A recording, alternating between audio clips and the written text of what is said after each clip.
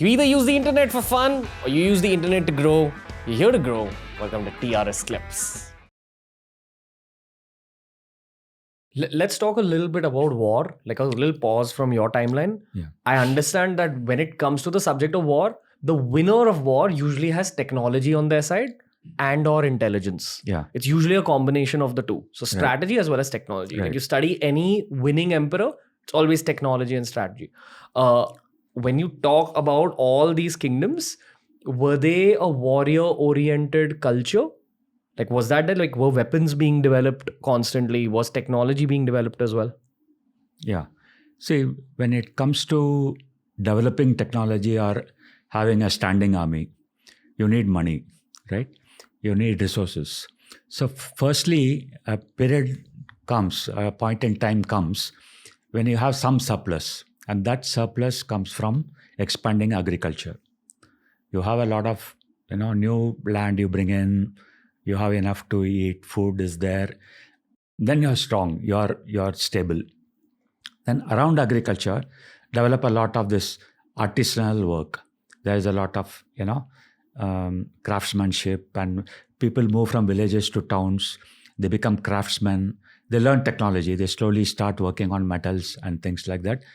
Then your military equipment starts coming. When you're mastered the use of metals, we have a surplus to spend, and you have a sort of political stability, then you can build a military, because military is very important for a state to exist, for that to be some kind of a regular, a stable government and all that. And that happened in the Pallava Empire because they had a large tracts of land. They developed technology, and some of their sculpture, like both stone and bronze sculpture, are even popular even today. You cannot excel that. Same way with Cholas. Yeah. If the sculptures were so good, I can only imagine what the weapons were like. Exactly. Right. Okay. So they could develop that kind of thing. They could have a standing army, and trade developed a lot because they had these things to sell. They made these objects and things like that. So one thing develops into another, right? So when you get into trade and when you start trading with foreign countries, then you have to defend your shores. You have to have a fleet. You have to have naval technology. You have to learn the seas. So all this happened quite a bit in the Pallavan Empire. Okay. Because they traveled a lot. They went up to Sri Lanka, right? Not only by land, but by waterways. It's a bit of a stupid question, okay? But now India's a big landmass. What was it about Tamil Nadu that made it that rich? It was the rivers where it was river-fed area, like the Ganga.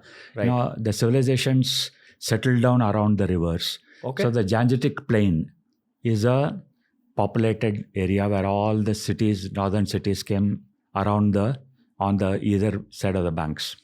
So same way in Tamil Nadu, there were lots of rivers, Kaveri, and further south there were rivers in the north. Now some of them are dried up, but there is a huge riverine tract of land where you can grow things around which villages got built, towns came, then cities started. All the cities are located on river banks. So, and the river transport was there also helping. Okay. The modern day context of an empire making money is when someone finds oil or someone finds like fossil fuels or natural resources. Yeah. You become rich as a country. Right. I'm assuming that in this period, when you have a lot of land that can be farmed, you become rich. That's what actually creates rich, money. And immediately using that, there were a lot of natural resources. There are a lot of metals, like iron ore was there. They could smelt copper. So copper technology, bronze, iron, all this developed one after another. A lot of cotton. So the textile industry developed. Weaving developed into a very fine art. Right. So there were a lot of even say 2,200 years back, there was trade with the Romans. In Tamil Nadu? In Tamil Nadu, in the south. All the southern ports were trading with the Romans. So there were ships that left Italy, went around Africa and came to Tamil Nadu? Imagine, they went through the Mediterranean and came to Kerala, the Kerala coast, the southern Tamil Nadu, and even the eastern ports.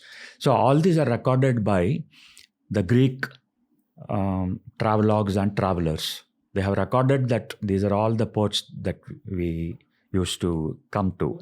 And this has been discovered by a lot of Roman coins. And when Tamil Nadu gave textiles and, jewelry, probably stones, gemstones and all to Rome, they also import a lot of wine. So you can still, archaeological finds are there of wine caskets coming from all the way from Rome. Damn. There go.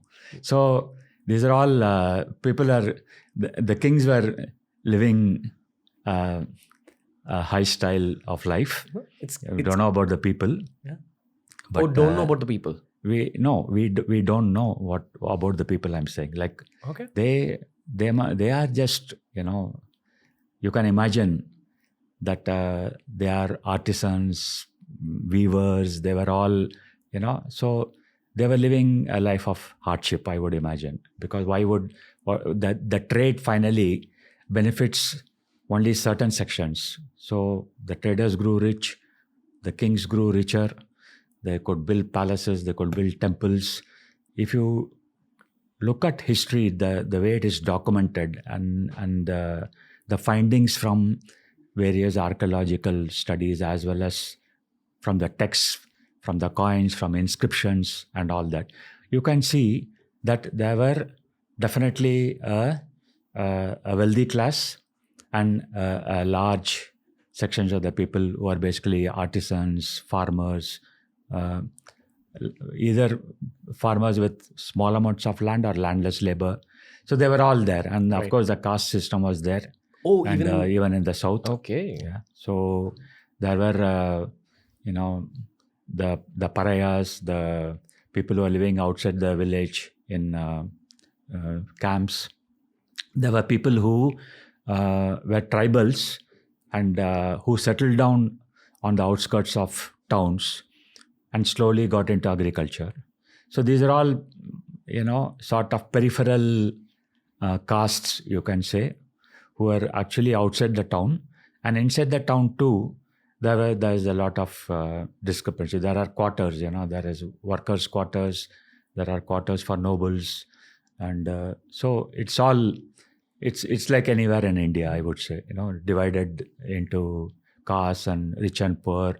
There are wealthy sections in the cities. So when cities are described in poems, you can see that there were sections in which traders lived, in which nobles lived, which fishermen lived, and the carpenters lived. So there are quarters.